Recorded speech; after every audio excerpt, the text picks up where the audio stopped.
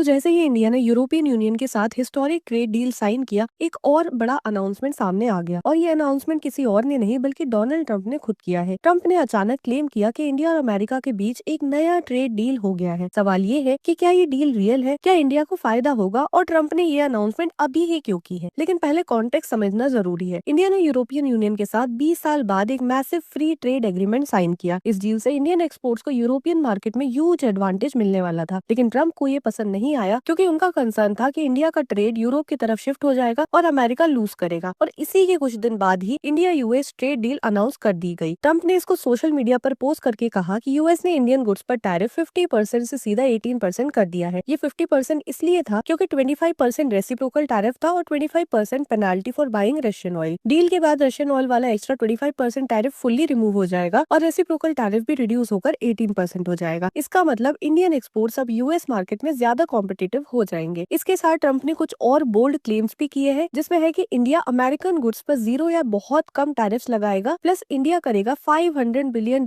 का US goods purchase. इसमें include होंगे एनर्जी, टेक्नोलॉजी, एग्रीकल्चर और मशीनरी। लेकिन इंपॉर्टेंट बात ये है कि इंडिया ने ऑफिशियली इन क्लेम्स को कंफर्म नहीं किया है। यहाँ क्लियरली ट्रंप का स्टेटमेंट स्ट्रॉन्ग है, लेकिन इंडिया थोड़ा कॉशियस अप्रोच ले रहा है। ट्रंप का एक और क्लेम है कि इंडिया रशियन ऑयल खरीदना बंद करेगा, लेकिन रियलिटी ये है कि इंडिया और रशिया के रिलेशंस डिकेड्स पुराने हैं, प्लस चीप एनर्जी इंडिया के लिए स्ट्रैटेजिक नेसेसिटी है। इसीलिए एब्रप्टली रशियन ऑयल छोड़ना अनलाइकली है और यहाँ भी ऑफिशियल इंडियन कंफर्मेशन मिसिंग है। लेकिन टैरिफ कट का सबसे ज्यादा फायदा मिलेगा jewellery, textile, leather goods, engineering and machinery पर। अगर हम कंपैरिजन देखें तो वियतनाम को 20% टैरिफ, कंबोडिया, इंडोनेशिया, पाकिस्तान को 19% और अब इंडिया को 18% टैरिफ फेस करना पड़ेगा। इंडिया को प्राइसिंग एडवांटेज मिलता है, इसका मतलब है कि ज्यादा ऑर्डर, ज्यादा एक्सपोर्टर्स और ज्यादा जॉब्स। लेकिन इंडिया ट्रेडिशनली एग्रीकल्चर और डेयरी सेक्टर ओपन नहीं करता और इस डील में भी लाइकली है कि डेयरी और फार्मिंग को प्रोटेक्ट किया जाएगा because of political plus social reasons. और यहाँ इंडिया का स्टैंड क्लियर है कि स्ट्रैटेजिक सेक्टर कॉम्प्रोमाइज नहीं होंगे। इस डील का मतलब सिर्फ टैरिफ नहीं है और ये इंडिया का ग्लोबल ट्रेड कॉन्फिडेंस दिखाता है। European Union, US, Japan, Korea सबके साथ पैरेलल डील्स